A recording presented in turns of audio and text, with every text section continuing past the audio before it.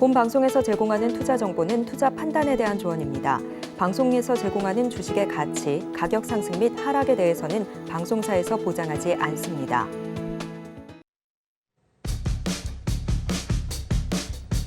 열두 시에 찾아오는 히든 전략 고수익쇼, 급등주 대박쇼 진행의 이가은입니다.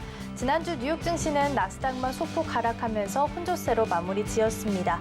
블랙 프라이데이로 오전장만 유지를 했다 보니까 특별한 이슈는 없는 상황이었는데요. 다만 엔비디아가 중국향 반도체 수출 일정을 다소 미루겠다라고 이야기를 하게 되면서 빅테크주를 위주로 해서 약세를 좀 보였습니다. 특별한 모멘텀도 그리고 주도주도 좀 부재한 우리 시장입니다. 이런 시장 속에서 어떻게 대응 전략 세워가야 할지 궁금하시다면 저희 방송과 함께 호흡하시면서 전략 세워가시면 좋겠습니다. 지금 이 시각 양시장 흐름 어떤지 먼저 살펴볼 텐데요. 먼저 코스피입니다. 0.1%가량 상승하면서 2,500선 아래에서 하회하고 있지만 그래도 2,497선까지 올라와 있는 상황입니다. 여기서는 개인과 외국인 투자자가 물량을 좀 덜어내는 모습 보이고 있고요. 장 초반 대비해서는 몸을 점점 낮춰가는 모습입니다.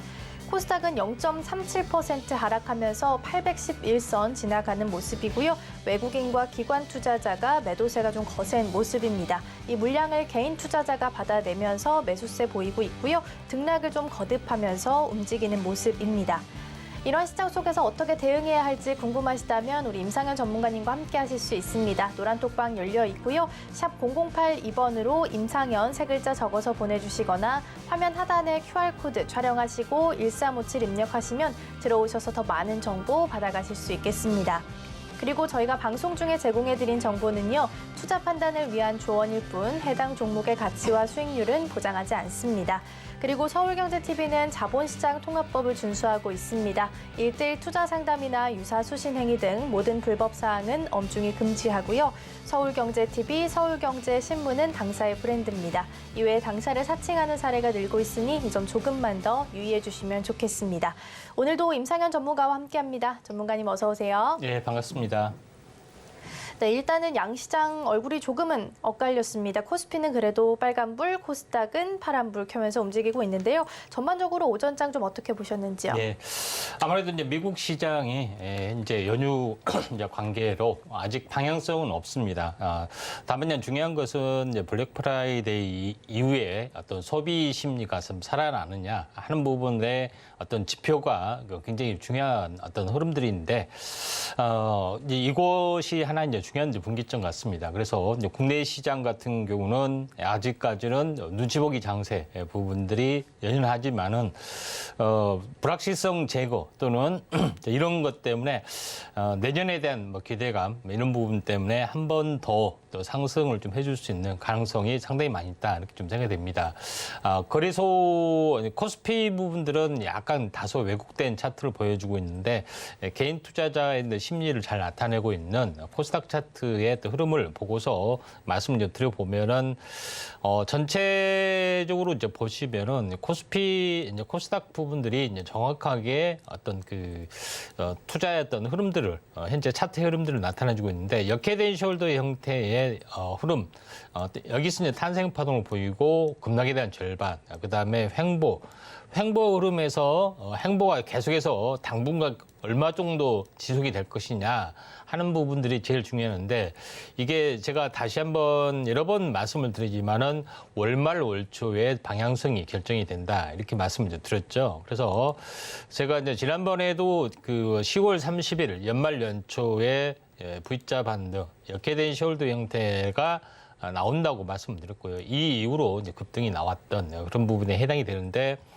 보통 이제 심리가 한 달 주기로 돌아섭니다. 저점에서부터 오늘까지가 이제 오늘까지의 흐름들을 보시면은 정확하게 20일째 좀 해당이 됩니다. 그래서 아마도 물론 조금 더 빠질 수 있는 여력은 있지만은 일반적으로 보면은 주중에 반등에 성공해서 본격 상승의 흐름으로 다가오지 않겠느냐 이렇게 좀 생각이 좀 되기 때문에 이 점 참고할 필요가 있다 좀 생각이 되고 제일 중요한 것은 21선과 60일선이 조만간 골든 크로스가 임박을 하죠. 그래서 나기 전에 골든고스 나기 전에 한번 급등했다가 이제 조정으로 오는 어떤 흐름들이 앞으로 펼쳐질 확률이 많이 있기 때문에 11월 달은 이렇게 탄생파동, 상승과 조정에 이제 2분의 1점에서 보였다면은 마찬가지 12월 달도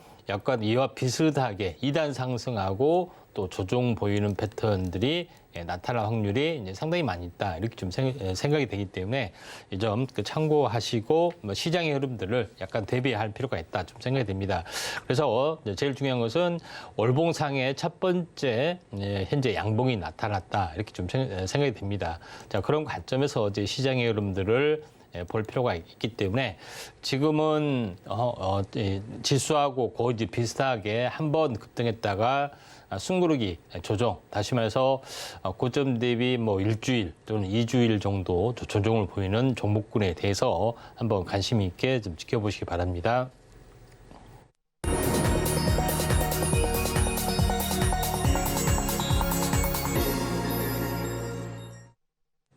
급등주 대박쇼 오전장 핫상한가 시간입니다. 앞서 증시 흐름 좀 짚어보고 왔습니다. 일단 국내 시장은 눈치 보기 장세가 좀 이어지고 있지만 여전히 반등할 만한 좋은 위치에 있다라고 말씀해 주셨습니다. 미리미리 시장의 움직임에 대응을 좀 하셔야 될 것 같고요. 관련해서 많은 정보 필요하신 분들 노란톡방에서도 함께 하실 수 있겠습니다. 여전히 우리 시장 좀 박스권 장세를 이어가는 모습인데요. 그런데도 불구하고 오전장을 빛내줬던 하창한가 종목들이 있습니다. 먼저 화면으로 만나보시죠. 네, 먼저 대상홀딩스입니다. 대표적인 소금 관련주로 묶이는데요. 오늘은 일부 정치인과의 사적인 인연이 깊다라는 점 때문에 인맥주로 부각받으면서 움직이고 있습니다. 두 번째는 M2N입니다. 자동차 부품 관련주고요. 오늘 신라젠이 임상 시험 결과 보고서 작성이 완료됐다라고 발표했습니다. 이 소식에 신라젠의 최대 주주인 M2N이 주목을 받고 있습니다. 마지막 신라젠입니다. 바이오 기업이고요. 신장암 환자를 대상으로 진행한 병용요법 임상시험 결과 안전성과 유효성을 확보했다라고 발표하면서 오늘장에서 강세 보이고 있습니다. 네, 이렇게 해서 오전장 핫상한가 종목들 함께 살펴봤는데요. 이 중에서 또 베스트 종목 한 종목 꼽아주시겠습니다. 어떤 종목일까요? 예, 신라젠입니다. 네, 오늘 베스트 종목 신라젠입니다. 오늘 장에서는 임상시험 결과가 잘 나와서 좀 주목을 받고 있는 것 같은데요. 예. 왜 이게 중요한지 또 어떤 의미가 있는 건지 좀 설명 부탁드립니다. 몇 년 전에 이제 항암 바이러스란 열풍 때문에 신라젠이 이제 10조까지 올라가는 기염을 좀 토했는데 신라젠의 항암 바이러스가 이제 팩사백인데 팩사백에 대한 임상, 단독 3상, 간암에 대한 부분들이 임상 상상에 이제 실패를 좀 했죠. 그 때문에 약간 거래 정지까지 간 우여곡절이 상당히 많이 있었습니다. 실패한 원인을 보면은 이제 두 가지가 있습니다. 그 정맥 투여 방식이 아닌 어떤 암 부위에 직접적으로 투여를 좀 해야 되는데 정맥 투여를 고집을 좀 했다 하는 부분. 그다음에 두 번째는 데이터 관리를 실패를 했다 하는 부분들이 있습니다. 그런 이면적인 스토리가 있는데 제일 중요한 것은 팩사백이 이제는 막 가짜냐, 가짜가 아니냐 이런 논란들이 많은데 제일 중요한 것은 이것과 단독이 아닌 병용요법을 실시를 좀 했습니다. 이번에는 신장암인데 신장암에 대해서 지금은 이제 면역관문 억제제가 이제 대세로 좀 자리 잡고 있는데 대세 리네제론이라는 어떤 그 제약사하고 같이 현재 리부타이어라는 어떤 항암 물질과 같이 이제 병용 투여를 했더니 또 효과가 있더라 하는 것들에 해당이 되기 때문에 단독요법에 대한 임상 3상에 대한 어떤 효용성 이 부분들을 다시 한번 재고를 좀 해야 되는 부분도 있고 그동안에 정맥 투여 방식으로 해서 또 실패를 좀 했던 부분들이 있습니다. 왜냐하면은 항암 바이러스는 오리지널 바이러스잖아요. 그래서 이런 부분들을 이제 유전자 편집 기술을 통해서 정맥 투여를 하게 되면은 우리의 면역 체계가 그걸 암으로 그 외부 물질을 인식하기 때문에 공격하기 때문에 제대로 암까지 도달을 할 수가 없는 그런 부분에 좀 해당이 되는데 이걸 유전자 편집 기술을 통해서 새로운 어떤 파이프라인을 SJ600이라는 걸 통해서 현재 다시 한번 극복하는 어떤 그런 차세대 플랫폼도 또 가지고 있기 때문에 이런 부분에 대한 어떤 부분들이 다시 한번 부각이 되지 않겠느냐 이렇게 좀 생각이 좀 듭니다.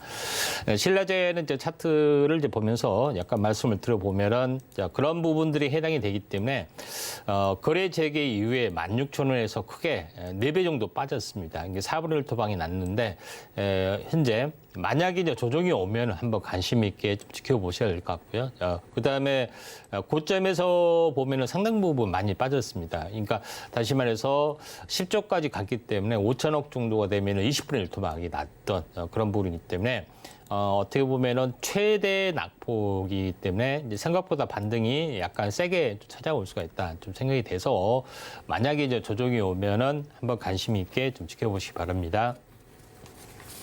네, 오늘장 베스트 종목으로 신라젠 꼽아주셨습니다. 일단 오늘 자체만으로 놓고 봤을 때는 임상 결과가 좀 잘 나오게 되면서 오늘장에서 강세를 좀 보이고 있는데요. 차트상으로 봤을 때도 고점 대비해서 많이 좀 내려와 있는 상황이기 때문에 조정 시에 접근해보는 방법 취해보시면 좋을 것 같습니다.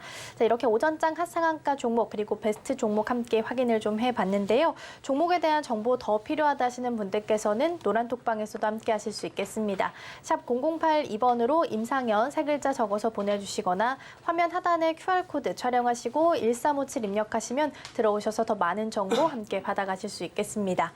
자, 이렇게 해서 오전장 정리를 좀 해보고요. 이번에는 오후장 대비 함께 해보도록 하겠습니다. 인기주 종목 2가지 꼽아주셨는데요. 먼저 첫 번째 어떤 종목일까요? 예, 코아시아입니다. 네, 첫 번째 인기주 종목은 코아시아 꼽아주셨습니다. 제가 찾아보니까 기사에 이런 표현이 있더라고요. 카메라 모듈에 가려진 디자인 하우스 경쟁력을 보유한 기업. 이게 딱 적합한 표현인 것 같아서 디자인 하우스가 또 최근 각광을 좀 받고 있는 상황이잖아요. 예. 오후장에서 이 종목 주목해야 되는 이유는 어디 있을까요? 좀 최근에 그 차량용 반도체 종목군들이 너무 잘 나가고 있습니다. 그래서 이번에 이제 코리아 현재 오늘 오픈 엣지 테크놀로지에도 올라가고 있고요. 이런 부분인데 보통 이제 시스템 반도체 이제 설계 관련된 현재 관련된 종목이 몇 가지 있는데 이제 그 중에서 이제 코아시가 있는데 설계 쪽도 하지만은 주로 하는 것은 이제 디자인 하우스라고 하는데 약간 낯설게 용어가 느껴질 수가 있는데 실제 말하면은 그냥 관리 감독이라고 보시면 됩니다. 그래서 디자인 설계 반도체 설계부터 파운드리, 그다음에 이제 패키징, 그다음에 이런 부분까지 다시 말해서 파운드리 업체에서 현재 어떻게 보면 설계만 가지고 모든 것을 구현하지 않습니다. 그래서 이게 파운드리 업계에 맞게끔 다시 한번 여러 가지 부분들을 좀 적용을 좀 해야 되는데 이러한 모든 과정을 처음부터 끝까지 이제 턴키로 현재 도와주면서 팹리스 기업에 어떤 도와주면서 모든 것들을 개발을 하고 있고 만약에 개발을 하게 되면은 매출에 대한 어떤 로열티를 받게 되는 그런 부분에 좀 해당이 되는데 대표적으로 코아시아는 바로 그 삼성전자의 이제 그 디자인 디자인 하우스 이제 파트너 부분이 되죠. 디자인 솔루션 파트너가 되고 영국 ARM의 디자인 파트너이기도 합니다. 그래서 잘 알려지지 않는 부분인데 실제적으로 이제 코아시아에서 이번에 최근에 이제 삼성전자의 어떤 그 이제 부분의 칩 그 휴대폰의 칩 개발도 현재 참여를 좀 했던 정도로 이제 기술력은 어느 정도 인정받고 있습니다. 그래서 이런 것 때문에 이제 부상이 되지 않느냐 좀 생각이 듭니다. 차트를 보면서 약간 말씀을 들어보면은 이 종목이 이제 4,000원, 7,000원에서 이제 12,000원까지 갔다가 굉장히 많이 하락을 했습니다. 거의 온 가격까지 다시 한번 추락을 좀 했는데 이런 부분들이 다시 한번 현재 반등을 좀 하고 서서히 이제 반등을 하다가 현재 오늘 정고점을 넘어가면서 약간 슈팅 단계에 좀 들어왔습니다. 그래서 오후장에도 한번 좀 조정이 있으면 관심 있게 지켜보시면 한 번 더 슈팅이 더 들어올 가능성이 좀 있기 때문에 이 부분들 좀 참고할 필요가 있다. 이렇게 좀 생각이 좀 되고요. 한 1,800원이 10,000원 정도가 하나의 마디매매라고 이제 보시면 될 것 같습니다. 네, 최근 반도체 투톱보다도 뭐 소부장단 그리고 디자인하우스 관련된 주들까지 계속해서 좀 관심을 받고 있는데요. 코아시아 같은 경우도 차트상으로 봤을 때 전고점을 넘으면서 슈팅 단계에 들어왔다라고 언급을 또 해주셨습니다. 다시 한번 슈팅이 나올 수 있길 기대해 보면서 오후장에서 미리 대비를 좀 해보시면 좋을 것 같고요. 조정 시에 접근해야 한다라는 점 함께 챙겨가시면 좋겠습니다. 자, 그럼 이어서 두 번째 인기주 종목 만나보겠습니다. 어떤 종목일까요? 예, KEC입니다. 네, 두 번째는 KEC, 반도체 소재 부품주라고 볼 수 있을 것 같고요. 앞서서 제가 살짝 언급하긴 했지만 반도체 투톱의 흐름은 좀 지지부진하지만 이 외에 뭐 소재나 부품단으로 좀 순환이 돌고 있는 것 같아요. 예. 오후장에서 주목해야 될 이유는 어디 있을까요? 최근에 이제 차량용 반도체가 굉장히 부상이 되고 있는데 KEC 같은 경우도 이제 차량용 반도체입니다. 그러니까 다시 말해 구체적으로는 전력 반도체에 해당이 되는데 우리가 이제 이런 이제 부분인데 이건 이제 보통 일반적인 이제 반도체가 아니라 이제 전력에 이제 특화된 어떤 수동 소자의 개념입니다. 그래서 전력을 통솔하는 부분들에 해당이 되기 때문에 트랜지스터라든가 또 IC 그 부분들의 어떤 그 섹터에 좀 해당이 됩니다. 그래서 이런 부분이 일반형 반도체 뭐 이런 부분들이 아니기 때문에 약간 부품적인 어떤 성격을 좀 가지고 있지만은 차량용 반도체, 차량용에서는 상당히 고전력을 좀 소모를 좀 하기 때문에 이 업체에 대한 성장성도 다시 한번 부상이 될 수도 있고 또 최근에 전력용 반도체라고 해서 SiC 반도체가 있는데 여기에도 새롭게 좀 투자를 좀 하고 있기 때문에 이에 대한 성장성이 약간 부각이 좀 될 확률이 상당히 많이 있다 이렇게 좀 생각이 됩니다. KEC 차트를 이제 가지고 말씀을 들어보면은 지루하게 계속해서 좀 약세를 보였죠. 그래서 이 종목 같은 경우는 뭐 사실 현재 연초 대비보다 더 하락을 많이 좀 했습니다. 낙폭과대가 많이 됐고요. 그것 때문에 좀 약간의 왜곡된 어떤 흐름들이 있는데 최근 이제 바닥을 찍고 이제 21선과 61선이 이제 골든 크로스가 좀 되려고 하는데 제일 중요한 것은 골든 크로스가 되려고 했을 때 주가 이익이 높지 않으면은 반대로 이익이 높으면은 반대로 조정이지만 이익이 높지 않으면은 한번 튀어주는 어떤 관점의 좀 흐름이기 때문에 조만간 골든 크로스가 나와주면서 급등 가능성이 상당히 많기 때문에 오후장에 한번 공략을 좀 해볼 필요가 있다 이렇게 좀 생각이 좀 듭니다. 네, 두 번째 인기주 종목으로 KEC 꼽아주셨습니다. 전력 반도체에 특화된 기업이지만 SiC 반도체와 관련해서 이렇게 사업 다각화도 하고 있는 종목이다라고 볼 수 있을 것 같고요. 차트상으로 봤을 때도 낙폭이 과대한 종목 중 하나니까요. 오후장에서도 매수 타이밍 노려보시면 어떨까 싶습니다.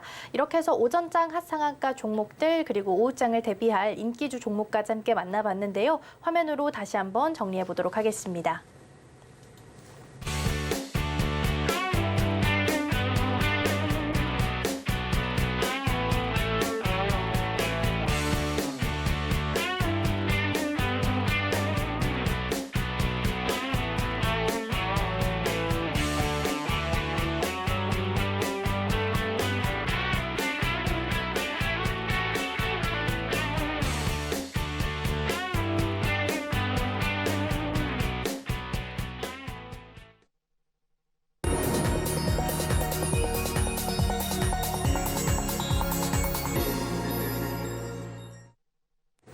급등주 대박쇼, 임팩트 대박쇼 시간입니다. 이번 시간에는 전문가님께서 주목하고 계시는 증시 이슈를 소개해드리고요. 관련된 수혜주들도 함께 차례로 만나보도록 하겠습니다. 먼저 오늘의 주제 이슈 포커스 화면으로 만나보시죠.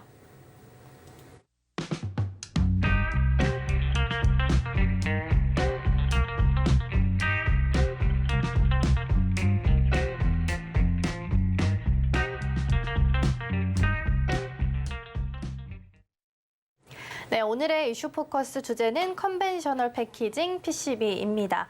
반도체 칩이나 부품은 단독으로 사용할 수가 없죠. 그래서 PCB에 탑재를 해야 하는데 이 칩을 탑재할 때 징검다리 역할을 해주는 어떻게 붙이는지 어떻게 탑재를 하는지 이 징검다리 역할을 해주는 부분이다라고 생각하시면 쉬울 것 같고요. 어떤 종류로 나누어져 있는지는 보다 자세하게 우리 위원님 말씀 통해서 들어보도록 하겠습니다. 예. 자, 오늘 배워들 부분들은 현재 제일 중요한 것은 후공정 과정에서 후공정은 칩을 조립하는 과정이라고 말씀드렸습니다. 그래서 제일 중요한 것은 윈세 회로 기판, PCB, 그러니까 메인보드라고 하죠. 메인보드에 이제 장착을 좀 해야지 칩이 제대로 작동을 좀 하게 되는데 이에 대한 어떤 지난번에는 조립하는 과정에 대해서 배우셨고 오늘은 조립하는 어떤 그 과정의 방법, 어떤 방법을 가지고 이걸 구현하느냐, 단독 칩에 관련된 겁니다. 자, 그런 부분들이 해당이 되기 때문에 이 부분들을 좀 참고할 필요가 있는데, 자, 지난번에는 보통 후공정은 테스트 공정, 테스트하는 과정이 있고 하나는 조립하는 과정들이 좀 해당이 되는데. 조립하는 과정의 어떤 흐름에서 보면은 지난번에 제조 공정에서 이제 백그라운딩을 하고 현재 데이싱을 좀 하고 이걸 이제 부착하는 어떤 일반적인 과정에 대해서 이야기를 좀 했죠. 그래서 지금은 현재 이 본딩이라는 것은 현재 PCB 기판에 본드 같이 그냥 부착을 한다는 개념입니다. 부착하는 방법이 여러 개가 있죠. 그래서 이런 부분에 대해서 본딩 방법의 이제 종류에 대해서 현재 배우도록 하겠습니다. 그 다음에는 이제 패키징으로 넘어가는 어떤 단계다. 이렇게 좀 생각하시면 될 것 같습니다. 자, 먼저 본딩 방식의 이제 종류는 여러 가지가 있는데 대표적으로 세 가지를 이제 꼽습니다. 리드 프레임이라는 현재 다소 약간 딱딱한 금속판 형태의 이렇게 생기는 다리 형태로 부착하는 방법이 있습니다. 다리 형태로 메인 기판에다가 이제 부착을 하죠. 회로를.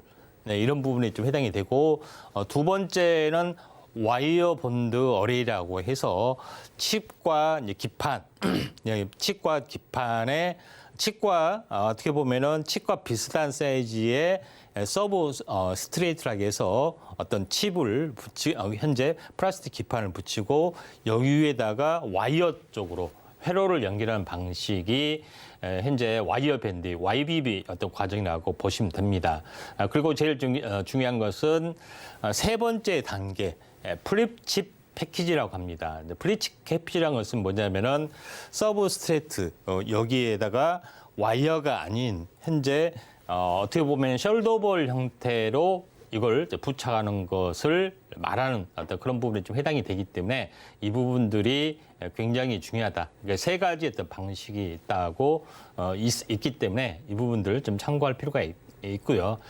그 다음에 이제 제일 중요한 것은 첫 번째로 이야기했던 리드 프레임, 그 다음에 와이어 본딩 이런 부분들을 보시면 알겠지만은 이제 실제적으로 보면은 칩이란 것은 이제 칩이 있고 그 주변에 많은 회로가 이제 그려져 있기 때문에 요거를 연결을 좀 해야 되는 것들이 좀 있죠. 그래서 요거 같은 경우는 칩과 현재 기판 사이를 와이어 쪽으로 연결을 하는 부분들, 그 다음에 현재 리드 프레임 쪽으로 연결한 것을 한 번에 형성이 좀 됐기 때문에 제가 이제 칩 위에가 많은 전기 회로를 어떤 전자 회로를 구성하는 거기 때문에 이쪽 배선을 회로기판까지 연결을 좀 해야 되는 거죠. 그래서 이런 과정들이 이제 반드시 필요하다 이렇게 좀 생각이 좀 됩니다.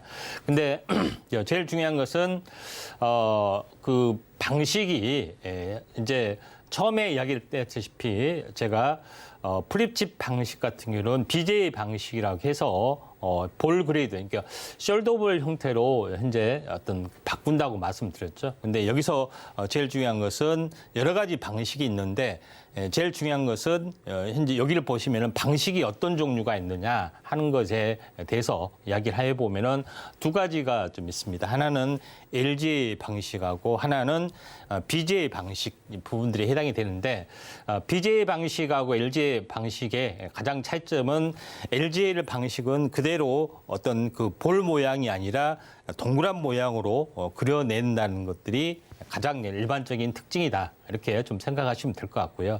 그다음에 FBG하고 BGA 방식에 대해서는 현재 잠시 후에 말씀을 좀 드리도록 하겠습니다. 아무튼 제일 중요한 것은 BJ, 다시 말해서 볼 그레이드, 그러니까 다시 말해서 숄더볼 형태로 어떻게 보면은 이제 구성을 좀 해주고 있는 어떤 그런 것을 이제 말한다 이렇게 보시면 될 것 같습니다. 그래서 그다음에 제일 중요한 것은 플립칩 방식의 어떤 흐름들이 가장 좀 전에 얘기했던 것은 밑에 볼 방식으로 연결하는 것이 이제 BGA 방식에 좀 해당이 되고, 그 다음에 플립칩 방식하고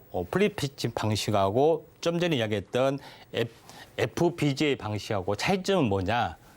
요거를 말씀드리면은 서브스트레이트하고 칩을 어떻게 보면 와이어로 연결을 하고 서브스트레이트하고 메인 기판을 볼로 연결한 것이 FPGA 방식의 패키지가 있고, 그다음에 그렇지 않고 플립칩은 둘 다 칩과 서브스트레이트를 어떻게 보면은 볼 그래도 연결하고 서브스트레이트과 메인 기판을 다시 볼 그래도 연결하는 순수한 개념이 있다. 이렇게 좀 생각이 좀 됩니다. 자, 그런 관점에서 보셔야 되는데, 여기서 플립칩이란 것은 뭐냐면은, 플립이란 것은 뒤집다는 뜻입니다.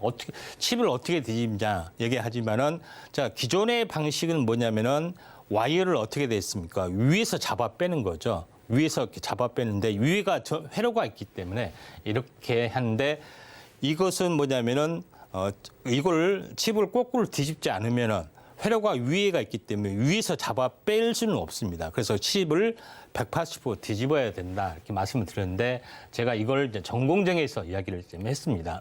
자, 이런 부분들을 좀 이따 말씀을 좀 드립니다. 그다음에 플립칩 방식이 이제 두 가지가 있는데, 하나는 FC CSP, 그다음에 FC BGA 방식이 있는데, 제일 중요한 것은 칩과 칩을 이렇게 현재 그 칩의 그 현재 기본이 되고 있는 서브스트레이트하고 칩 사이즈하고 같으면은 이게 칩 스케일 패키지라고 해서 CSP라 하는 거고, 그다음에 BGA 방식은 칩과 현재 서브스트레이트가 차이가 많이 벌어진 것을 BGA 방식으로 하는 것들이 좀 대표적으로 있습니다. 그래서 두 가지 방식이 있는데, 여기서 이제 중요한 것은 이제 실제 사진을 보고 말씀드리면은 FC CSP 방식은 칩과 기판이 같은 부분들을 말한 거고요.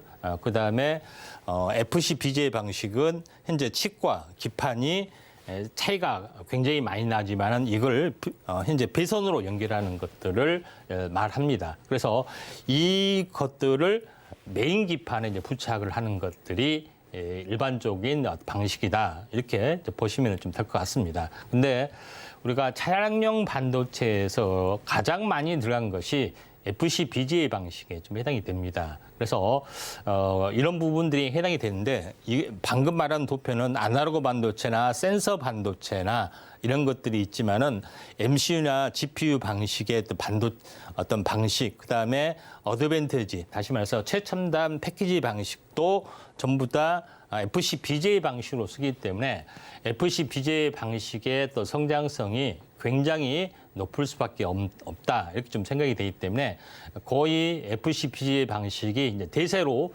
굳어졌다고 볼 수가 좀 있습니다. 자, 여기까지가 했는데, 그러면 FC BGA 방식의 어떤 그 칩에 대해서 우리가 직접적으로 좀 알아야 되지 않겠냐 좀 생각이 되는데, FC BGA 방식은 이걸 좀 분해를 해보면은 메인보드가 있죠. 메인보드 위에 이런 그 칩이 있습니다. 그렇죠? 칩이 있는데 메인보드 위에 칩 있고 칩 밑에 보조를 하는 서브스트레이트가 있고, 이걸 현재 어떻게 보면은 숄더볼 형태로 칩과 서브스트레이트를 연결하고 서브스트레이트과 그다음 메인 기판을 또 플립칩으로 연결하는 어떤 방식이 FC BGA 방식이라 이렇게 보시면 될 것 같습니다. 근데 제일 이제 중요한 부분들은 제가 좀 전에 좀 이야기를 좀 한 상황대로 이걸 이제 단면도로 그리게 되면은 칩과 서브스트레이트 부분들을 현재 숄더볼 형태로 연결을 하죠. 뒤집어서. 그리고 현재 서브스트레이트도 단면을 쪼개 보면은 회로가 여러 개의 회로가 그려져 있습니다. 이걸 연결하는 부분들이 좀 있다. 이렇게 보시면 되기 때문에 FC BGA 방식에 대해서 우리가 제일 중요한 것은 칩도 회로가 있고, 그다음에 서브스트레이트라는 것도 회로가 있는데 회로를 같이 연결한 방식이 있다 이렇게 보시면 됩니다. 근데 제일 중요한 것은 왜 칩을 180도로 뒤집느냐 하는 것이 굉장히 중요하겠죠. 그래서 왜 뒤집을까요? 지난 시간에 배우셨잖아요. D램을 반돌째 쪼개게 되면 어떻게 될까요? 밑에가 수많은 트랜지스터하고 커패시터가 있고 정보를 저장하는. 그렇죠? 그 위에는 이거를 그물망처럼 연결하는 각종 전기 배선이 지나가는데 이 전기 배선하고 이렇게 연결을 해야 되기 때문에 이거를 뒤집어야지 밑에서 바로 이 전기 배선을 바로 뽑아 쓸 수가 있습니다. 플립칩으로. 그렇기 때문에 플립칩으로 방식할 때는 반드시 뒤집는다 이렇게 보시면 될 것 같습니다. 그래서 그렇게 되면은 바로 그렇지 않으면은 전기 배선을 다 위에서 뽑아내야 되는 거죠. 이런 어떤 차이점이 있다 이렇게 좀 생각되기 때문에 플립칩은 볼로 사용하는데 볼을 하기 위해서는 위에 전기 배선이 있기 때문에 뒤집어서 볼로 다 직접적으로 뽑아낸다 이렇게 보시면 될 것 같습니다. 자, 그런 부분들이 좀 있고 현재 플립칩을 만드는 방법에 대해서 잠깐 언급을 드리면은 자, 이를 보시면 알겠지만은 칩이 있습니다. 그렇죠? 칩을 뒤집었기 때문에 금속 배선이 어디에 있습니까? 아래쪽에 있죠. 그래서 아래쪽에 있는데 이걸 바로 숄더볼로 연기를 하기도 하고 그렇지 않고 RDL이라고 해서 이 회로를 다시 한번 인쇄를 해서 이렇게 뽑아내는 방식이 좀 있습니다. RDL에 대해서는 다시 말씀드리는데 중요한 것은 그 칩 위에다가 칩 아래에다가 다시 한번 이 금속 배선 공정을 또 하는 것들을 말한 겁니다. 그런 부분들이 좀 있기 때문에 이걸 만들 때는 다시 똑같은 포토 공정, 식각 공정 해서 이걸 만드는 부분들이 RDL. 왜냐하면 회로를 이렇게 길게 뽑아야 되기 때문에 거기서 이렇게 해서 현재 숄더볼로 연결해서 서브스트레이트로 연결하는 과정.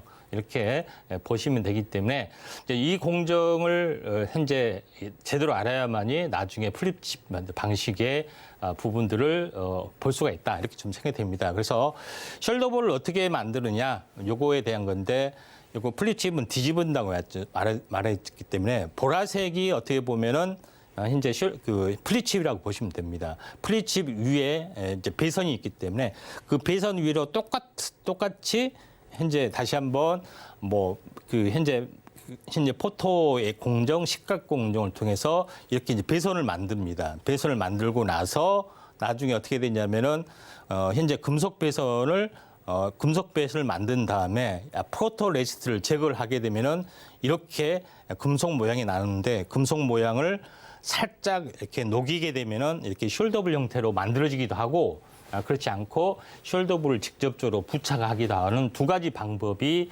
좀 있습니다. 그런 부분들이 있기 때문에 상당히 이제 첨단 공정이다 이렇게 좀 생각이 됩니다. 그다음에 이제 플립칩을 현재 만들었고 나서 숄더볼을 다 부착을 하고 현재 하고 나서 현재 이 안을 좀 채워줘야겠죠. 그래서 언더필이라고 하는데 언더필을 이렇게 완성을 해서 이거를 몰딩을 씌우게 되면은 우리가 알고 있는 현재 칩이 된다 이렇게 보시면 될 것 같습니다. 그리고 언더필 방식은 나중에 플립칩을 만든 다음에 이렇게 넣기도 하고 그렇지 않고 현재 사전에 약간 페이스트나 이제 필름 형태로 놓고 이렇게 플립칩을 만들기도 하고 하는 두 가지 형태가 있다 이렇게 좀 생각하시면 되기 때문에 이 점 참고할 필요가 있는데 최첨단 공정이 FCBJ 방식이다 이렇게 좀 생각이 되고 여기를 플립칩은 칩은 현재 금속 배선이 위에 있기 때문에 이걸 뒤집고 금속 배선과 서브스트레이트 사이를 숄더볼 형태로 연결을 하고 다시 서브스트레이트하고 이게 하나의 단일 칩입니다. 이걸 메인 기판에 다시 한번 숄더볼 형태로 또 한 번 연결하는 이런 구조가 가장 최첨단 공정이면서 컨벤셔널 패키지의 어떤 일반적인 방식이다 이렇게 보시면 됩니다. 다시 말해서 차이점이 뭐냐? 지금까지 말한 것은 현재 칩과 PCB 기판을 연결한 방법에 대해서 배웠습니다. 약간 두꺼운 개념이 좀 되죠. 그래서 가장 기본적인 공정의 최첨단 공정이다 이렇게 보시면 되고 이에 대한 관련된 어떤 쇠줄은 잠시 후에 공개를 좀 하도록 하겠습니다. 네, 말씀해 주셨다시피 오늘은 칩과 PCB판을 연결하는 방법에 대해서 나누어서 좀 살펴봤습니다. 패키징은 리드 프레임, 와이어 본딩, 플립칩 이렇게 구분을 좀 할 수가 있을 것 같고요. 최근에는 차량용을 비롯해서 FCBGA 방식이 제일 많이 사용이 되면서 대세로 굳어지고 있다라고 이야기를 해주셨습니다. 관련된 수혜주들은 잠시 후에 차례로 좀 만나볼 거고요. 먼저 지난 종목부터 체크하고 넘어가겠습니다. 100%가 넘는 수익률을 달성한 명예의 전당에 오른 종목들 먼저 화면으로 만나보시죠.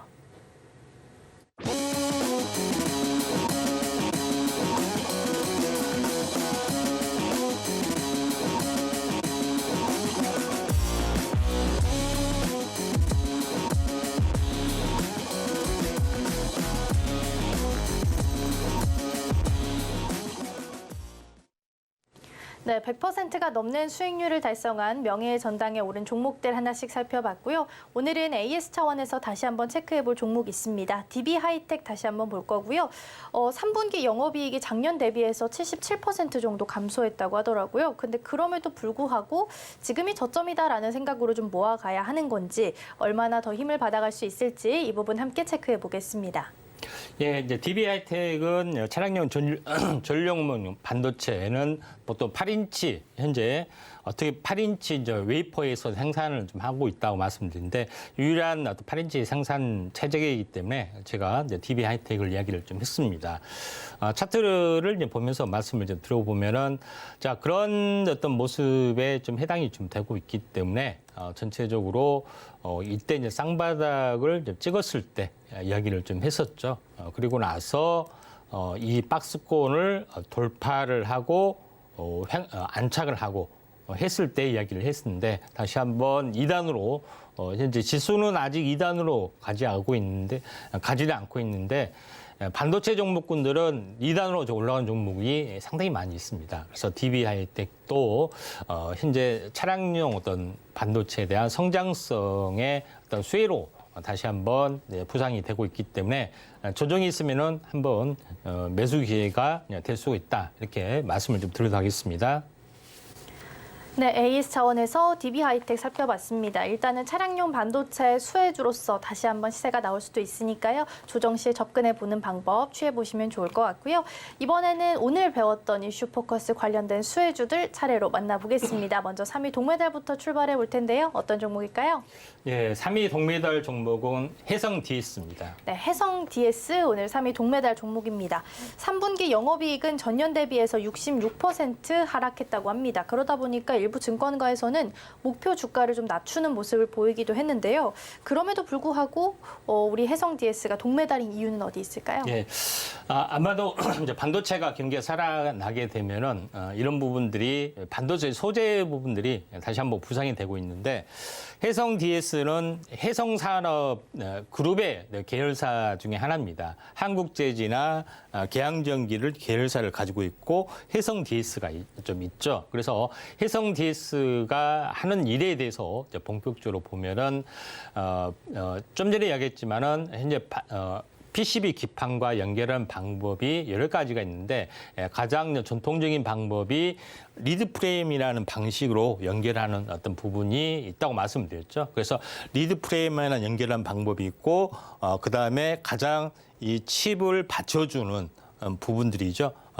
받쳐주는 아래 부분들이 서브스트레이트인데 이 서브스트레이트 이 두 개를 전문으로 좀 생산한 기업이다 이렇게 이제 보시면 될 것 같습니다. 그래서 리드 프레임 공정에 대한 부분들을 이제 보시게 되면은 여기 같은 경우는 인쇄 회로 현재 회로를 리드 프레임이라는 회로 기판이 있는데 리드 프레임이라는 회로 기판이 미리서 만들어졌습니다. 일일이 배선을 하지 않아도 되게끔 여기다 이제 칩을 붙이는 거고 칩과 현재 회로를 세 번째 보면은 와이어로 연결을 하는 방식이고 다 와이어를 연결했으면은 위에 뚜껑을 보여야 되기 때문에 플라스틱 몰딩으로 덮은 방법 이게 어떤 전통적인 방법이다 이렇게 보시면 될 것 같습니다. 그래서 이런 부분들을 뭐 전문으로 생산한 부분도 해당이 되는데 리드 프레임을 뭐 생산하는 리드 프레임 방식으로 하는 부분들을 뭐 좌우측에 나타난 부분인데 앞으로 이제 패키징 과정이 복잡하면 복잡할수록 이런 그 서브스트레이트하고 리브 프레임도 차량용에는 계속해서 들어가기 때문에 옛날 방식은 아닙니다. 지금도 여전히 쓰이는 방식이기 때문에 이 점 참고할 필요가 있는데 차세대 기판인 RT 현재 QF이라는 방식이 있는데 이 부분 뭐냐면은 리드 프레임하고 현재 PCB 서브스트레이트를 하나로 어차피 둘 다 회로가 있기 때문에 이걸 하나로 융복합해서 만드는 어떤 것을 연구 개발을 좀 하고 있기 때문에 이에 대한 성장성이 조금 높아질 수 있는 가능성들이 있다 이렇게 이제 보시면 될 것 같습니다. 그래서 뭐 여기까지 시간 관계상 여기까지 좀 하고 리드 프레임은 전문으로 생산하는 부분들이 해성 DS라고 보시면 됩니다. 그런 관점에서 볼 필요가 있는데, 자, 해성 DS 차트를 보시면은, 자, 이 부분들 마찬가지 계속해서 이제 반도체 경기가 약세를 보이면서 계속해서 하락을 좀 했지만은 최근에 이제 반등을 했고 반등한 건데 행보를 좀 했습니다. 다시 한번 2차 상승이 진행이 되려는 초입기이기 때문에 반도체 PCB 기판을 만드는 소재 부분에 우리가 주목을 좀 해보자 이렇게 말씀을 좀 드려도 하겠습니다. 네, 3위 동메달 종목 만나봤고요. 해성 DS입니다. 일단 리드 프레임을 전문으로 생산하는 기업이고요. 차트상으로 반등 후에 횡보를 하고 있으면서 2차 반등 준비하고 있다라고 말씀해 주셨으니까요. 매수 타이밍 좀 노려보셔도 좋지 않을까 싶습니다. 자, 그럼 이어서 2위 은메달 종목도 만나보겠습니다. 어떤 종목일까요? 네, 2위 은메달 종목은 네. 현재 MK전자입니다. 2위 은메달 종목 MK전자 꼽아주셨습니다. 저온 소결 숄더블 이 키워드가 좀 있더라고요. 고열로 인한 제품 분량을 좀 개선할 수 있을 것이다라는 이야기가 나오고 있는데 어떤 부분 때문에 주목을 하셨는지 궁금합니다.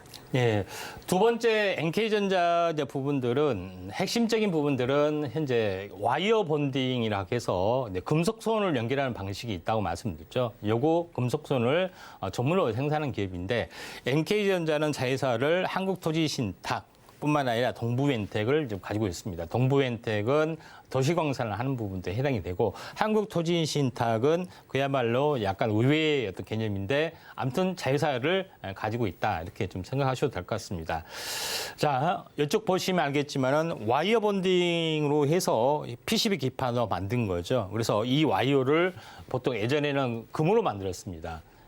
그런 부분에 해당이 되기 때문에 금 관련된 종목으로 약간 부상이 됐는데 지금은 현재 금이 너무 비싼 부분이기 때문에 약간 금은 코팅 용도로 쓰거나 금이 아닌 다른 소재로 쓰는 실버 와이어라든가 구리 와이어라든가 아니면은 현재 금을 코팅하는 방식으로 쓰이는 부분들이 해당이 되기 때문에 대부분 이 어떤 업체의 와이어를 많이 쓰고 있다 이렇게 좀 생각하시면 될 것 같습니다. 그리고 이제 가장 중요한 것은 금이라든가 이런 부분의 금속 성분을 도시광산을 통해서 수직계를 일단 완성을 좀 했다 하는 것들이 가장 중요하다 좀 생각이 좀 되고요. 그런 부분에 해당이 되는데 최근에는 숄더볼 시장에 물론 숄더볼 시장은 현재 꽉 잡고 있는 것이 이제 덕산 하이메탈인데 2위로서 새로운 어떤 시장에 진출을 좀 하고 있다 이렇게 보시면 될 것 같습니다. 다음 장 보시면 알겠지만은 현재 금 코팅 기술을 가지고 숄더볼의 어떤 그 부분들의 어떤 성능을 약간 강화시켜서 현재 하는 어떤 특허도 좀 공유를 좀 했던 부분이고 열심히 숄더볼을 공급을 하고 있는 후발 업체다 이렇게 좀 생각이 돼서 이제 MK전자를 우리가 이제 두 번째 와이어 쪽에 어떤 그 절대 강자이기 때문에 우리가 주목을 해보자 말씀드립니다. 자, 반도체 부분들이 좀 현재 바닥을 다지면서 이 부분들은 역회된 숄더 형태로 좀 빠졌죠. 그래서 현재 이평선 수렴 이후에 다시 한번 이 급등을 해주려는 길목의 또 흐름들이기 때문에 MK전자 금속선 리드 프레임 다음에 금속 배선 YB 어떤 과정의 최대 수혜주다 이렇게 말씀을 또 드려가겠습니다. 네, 은메달 종목으로 MK전자 꼽아주셨습니다. 와이어 쪽에서도 절대 강자고 또 숄더블 시장까지 계속해서 후발주자로 나서고 있다라는 점 주목해 볼 만한 종목이 아닐까라는 생각이 듭니다. 자, 가장 중요한 1위 금메달만 남겨놓고 있는데요. 오늘 월요일이기 때문에 종목명은 공개가 되지 않습니다만 어떤 종목인지 이 종목에 대한 설명을 이어서 함께 들어보도록 하겠습니다. 예, 이 종목 같은 경우는 뭐 가장 중요한 부분들은 현재 다음 장부터 좀 설명을 좀 하겠습니다. 현재 이 업체 부분들은 가장 중요한 것은 숄더볼을 전문으로 좀 생산하는 부분에 해당이 되죠. 그래서 숄더볼 생산 과정 같은 경우는 주석 어떤 원자 방울 성분을 떨어뜨려서 약간 구슬로 만드는 과정, 그다음에 구슬을 어떻게 보면 그늘망체로 형성을 해서 어떤 크기별로 이렇게 많은 다양한 제품을 만들고 있다. 이렇게 좀 생각이 좀 됩니다. 가장 중요한 부분들은 현재 숄더볼 형태가 현재 굉장히 작은 형태부터 굉장히 큰 형태까지 다양하게 만들고 있기 때문에 이에 대한 플리칩 방식의 숄더볼의 모든 것들을 여기서 공급을 좀 하고 있다. 이렇게 좀 생각이 됩니다. 그래서 일반적인 어떤 그 구리로 좀 만드는 곳도 있지만은 제일 중요한 것은 구리 위에 코팅을 좀 하는 방식 또는 복합적인 합금된 코어 숄더볼도 이 업체에서 이제 만들고 좀 있기 때문에 나름대로는 현재 모든 것들을 이제 수직 계열화를 좀 하고 있다 이렇게 좀 생각하시면 될 것 같습니다. 그런데 여기서 이제 제일 중요한 부분들은 전체적으로 보면 알겠지만은 숄더볼을 현재 그 보시면은 현재 D램 칩하고 어떻게 보면 서브 기판에 연결할 때도 이 마이크로 숄더볼 그러니까 너무 적은 것은 이제 숄더 범프라고 합니다. 여기서도 필요하고 PC 기판하고 메인 기판에 연결을 했을 때도 이 숄더볼이 반드시 이제 필요하다. 이렇게 보시면 될 것 같습니다. 그리고 제일 중요한 것은 숄더볼을 이제 붙이는 과정에서 우리가 영접을 좀 해야 되잖아요. 열을 통해서 약간 녹이면은 웨이브가 녹았다가 하는 건데 이 접착 성분이 숄더 페이스트라고 합니다. 이렇게 왼쪽에 보시면은 가루 성분인데 숄더 페이스트도 이 회사도 만드는 그런 부분들도 좀 있고 또 숄더볼의 어떤 그 강화된 어떤 부분들, 합금된 부분들까지도 다양하게 만드는 부분들에 해당이 되기 때문에 거의 시장 지배력의 1위 업체다 이렇게 좀 생각하셔도 될 것 같습니다. 그런 관점에서 볼 필요가 있는데 왜 플립칩 방식으로 모든 것들이 바뀌냐면은 제일 중요한 것은 직접적으로 칩에서 어떤 전기를 연결하는 숄더볼 방식의 가장 좋은 부분이고요. 외부 보기에도 깔끔하고 제일 중요한 것은 이걸 용접을 좀 해야 되잖아요. 회로에 붙여야 되는데 회로에 붙일 때 일일이 예전에 납땜 같은 경우도 했었습니다. 근데 제일 중요한 것은 숄더볼 형태이기 때문에 숄더볼 형태를 어떻게 됐습니까? 정확하게 배열만 하면은 온도를 올렸다가 낮추면은 어떻게 됩니까? 페이스트 형태가 녹았다가 붙이면서 수십 개가 동시에 용접이 된다는 겁니다. 이게 정말 이게 기가 막힌 방식이죠. 이런 부분에 해당이 되기 때문에 앞으로 모든 방식은 플립칩, 다시 말해서 숄더볼 형태로 모든 것이 다 바뀐다. 이렇게 보시면 됩니다. 전력 배선이나 이런 모든 것까지 이런 부분들이 있기 때문에 성장성이 높을 수밖에 없다. 이렇게 좀 생각이 됩니다. 그래서 자회사인 DS 미얀마에서 어떻게 보면은 그 올려가 되는 주석에 대한 어떤 공정의 어떤 수직 계열을 이것도 완성을 좀 했습니다. 그래서 최대의 수혜주가 이 숄더볼의 가장 많이 플리칩 방식, FCBJ 방식에 가장 많이 들어간 숄더볼을 전문으로 생산한 1위 업체이기 때문에 아래 노란톡에 오시면은 요거 실제 매매 타임이 되기 때문에 같이 함께 이제 매매 타임을 잡을 수가 있을 것 같습니다. 네, 오늘 금메달 종목 만나봤습니다. 앞서서 전문가님께서 FC BGA 방식이 많이 사용을 좀 하게 되면서 대세로 굳어지고 있다라고 말씀을 해주셨는데요. 오늘 금메달 종목이 여기에 좀 강자다라고 볼 수 있을 것 같고요. 관련해서 어떤 종목인지 궁금하다 하시는 분들께서는 노란 톡방에서 받아가실 수 있겠습니다. 샵 008-2번으로 임상현 세 글자 적어서 보내주시거나 화면 하단에 QR코드 촬영하시고 1357 입력하시면 들어오셔서 더 다양한 정보 함께 받아가실 수 있겠습니다. 자, 그럼 저희는 오늘 방송의 핵심 내용 다시 한번 화면으로 정리해 보겠습니다. 네, 오늘의 이슈 포커스에서는 컨벤셔널 패키지, PCB, 리드 프레임, 와이어 본딩, 플립칩 방식으로 나누어서 알아보았습니다. 특히 최근 각광받고 있는 FC BGA 방식까지 함께 살펴봤고요. 오늘 장에서는 반도체, 2차 전지 관련주 중에서 시세를 보이는 종목이 많습니다. 순환매 전략 취해보시고요. 오늘 장 베스트 종목으로는 신라젠 꼽아주셨습니다. 임상 시험 결과가 유효하다라는 호재가 있으니까요. 이 부분 참고하셨으면 좋겠습니다. 네, 오늘 저희가 준비한 소식은 여기까지입니다. 저희가 방송 중에 제공해드린 정보는요, 투자 판단을 위한 조언일 뿐 해당 종목의 가치와 수익률은 보장하지 않습니다. 그리고 서울경제TV, 서울경제신문은 당사의 브랜드입니다. 이외에 당사를 사칭하는 사례가 늘고 있으니까요. 이 점 조금만 더 유의해 주시면 좋겠습니다. 그럼 오늘 하루도 서울경제TV와 함께 하시면서 성공적인 투자 전략 세워가셨으면 좋겠습니다. 시청해주신 여러분 고맙습니다.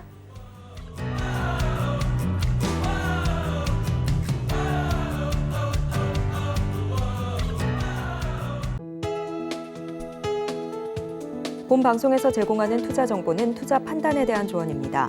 방송에서 제공하는 주식의 가치, 가격 상승 및 하락에 대해서는 방송사에서 보장하지 않습니다.